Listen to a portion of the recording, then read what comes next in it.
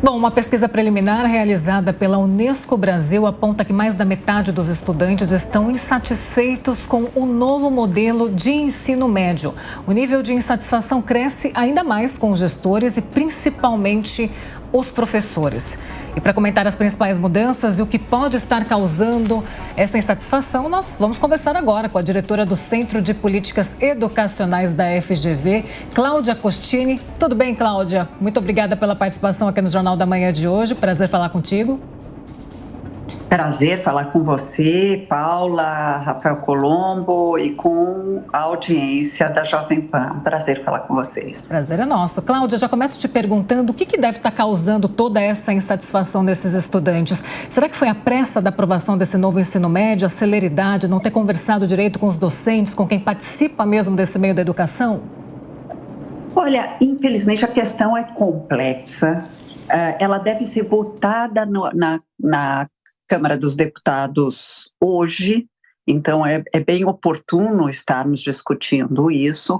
De fato, os estudantes se queixavam que gostariam de poder escolher uma área de aprofundamento. Eu me lembro, em dezembro de 2022, houve uma pesquisa do Datafolha que mostrou claramente que 86% dos alunos diziam que querem escolher uma área de aprofundamento. Aí começou a implementação desse ensino médio que vai ao encontro do que os outros países, mas nós estávamos acostumados ao modelo anterior. Mas um modelo, Paula, que eu preciso te alertar, a nota de DEB, que é o índice que mede a qualidade da educação, era de 3,5 numa escala de 0 a 10. Ou seja, na escola pública, os alunos não estavam aprendendo, uma altíssima taxa de abandono, e algo começou a ser feito, mas começou a ser feito durante a pandemia, então foi muito confuso. O governo mandou agora um projeto de lei em outubro, né, para repensar o ensino médio, e um substitutivo foi elaborado pelo deputado Mendonça Filho, e deve ser votado hoje. Esse substitutivo, ele avança em relação a vários pontos do chamado novo ensino médio, amplia a carga horária para as matérias básicas, o que é bom, vai para 2.100, mas mantém essa ideia que os estudantes queriam, de você ter poder optar por áreas de aprofundamento como fazem os demais países. O Brasil tinha, Paula, uma jabuticaba, que eram 4 horas de aula e 13 matérias exprimidas em 4 horas de aula. Então, você aprende um verniz de cada área. Agora, eu espero que com esse substitutivo sendo votado, a gente possa passar a ter um ensino médio parecido com que os 40 primeiros colocados do PISA, que é um teste internacional que permite comparar países e que coloca o Brasil numa posição mais desfavorável, mas os 40 primeiros colocados têm de 7 a 9 horas de aula e, além disso, tem no máximo 8 matérias obrigatórias. Vamos ver se a gente avança.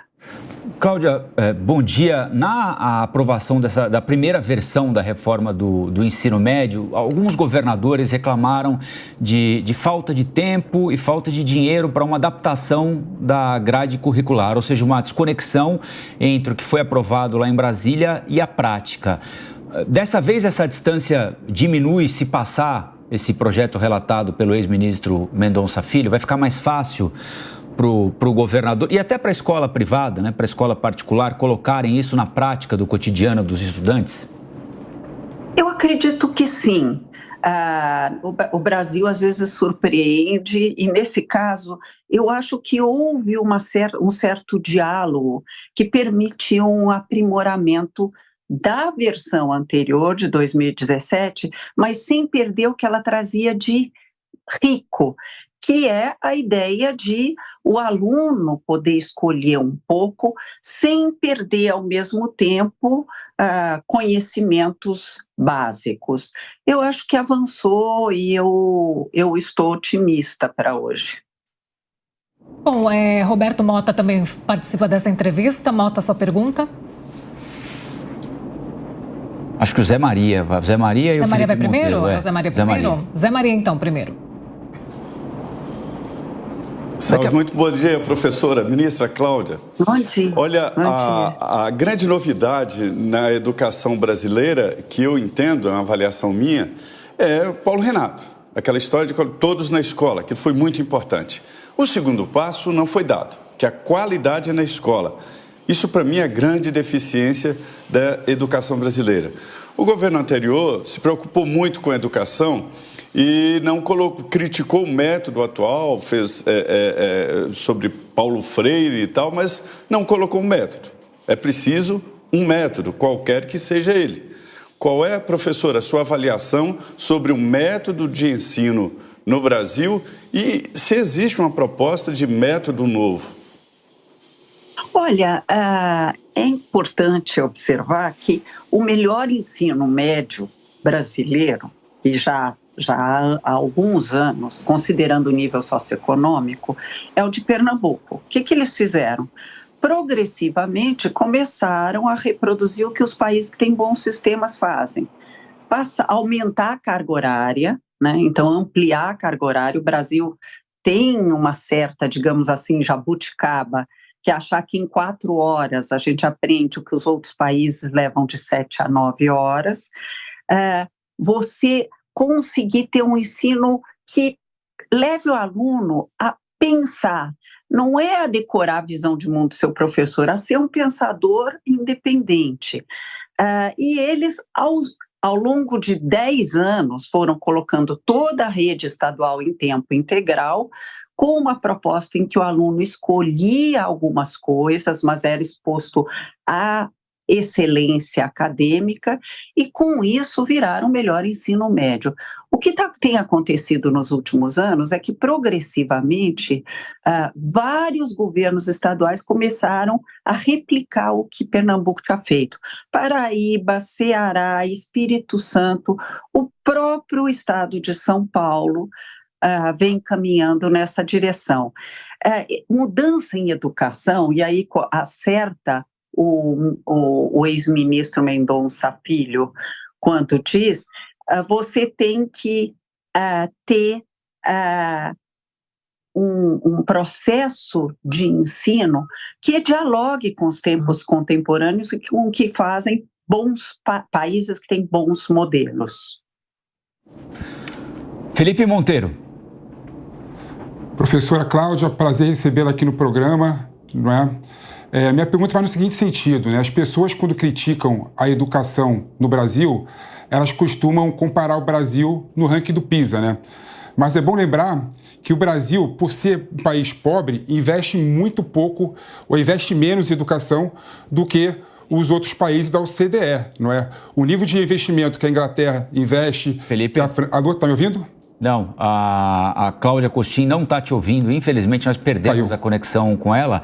Daqui a pouquinho a gente retoma o contato com a ex-secretária, ex-ministra da Educação, Cláudia Costin, para falar um pouquinho mais sobre o novo ensino médio, a perspectiva de que hoje seja aprovado o projeto relatado pelo ex-ministro da Educação, Mendonça Filho. Lembrando que o governo também anunciou um esforço especialmente centrado no ensino médio, porque é a hora em que as pessoas mais abandonam a escola, é a hora em que os estudantes mais abandonam a escola, e há uma tentativa aí, Mota, compartilhada do governo de readaptar a grade curricular e também de pagar uma espécie de bolsa para que os estudantes do ensino médio continuem na escola. Eles poderiam sacar, ou poderão sacar, se isso de fato for colocado em prática, esse dinheiro ao final do ano, né? Um valor de cerca de R$200 aí por mês. Eu tenho... Aliás, essa é uma das perguntas que eu gostaria de fazer à Cláudia Costin, porque eu tenho acompanhado o debate sobre esse mecanismo de incentivo e há muita dúvida sobre se esse mecanismo vai funcionar ou não. Então, você... oferecer uma remuneração para que o aluno continue na escola. A pergunta é, será que essa remuneração vai fazer com que o aluno aprenda melhor do que ele aprende hoje? Essa é uma pergunta interessante para ela. Felipe Monteiro, se quiser concluir o raciocínio que estava falando agora há pouco. Essa é uma questão boa, Mota. Agora, os estudos mostram que que o Brasil perde cerca de 200 bilhões de reais por ano por conta da evasão escolar, né? Ou seja, o aluno que deixa e abandona a escola é um custo muito grande para os estados e para o município. Então, a política pública que você tem, por exemplo, de dar uma poupança para esses alunos para deixarem ele na escola é uma política pública boa. Ainda mais porque o custo, né, de você dar essa bolsa de 1 ano para o aluno, quando o aluno completa 1 ano, receber um dinheiro e depois dos 3 anos do ensino médio ele recebe uma outra bolsa como incentivo dele ficar na escola, é uma política boa porque é muito mais barato do que 200 bilhões de reais que o governo gasta com a evasão escolar. Ainda tem um custo também que é difícil de você mensurar, que é o custo de você não ter no Brasil pessoas alfabetizadas e pessoas que consigam ter um pensamento independente, não é? Então, quando você investe na educação para manter as pessoas na escola, você cria alunos e cidadãos melhores, não é? Não analfabeto funcional, e o preço e a vantagem disso é imensurável, não é? Então, é uma política boa essa bolsa para manter os alunos na escola, sim.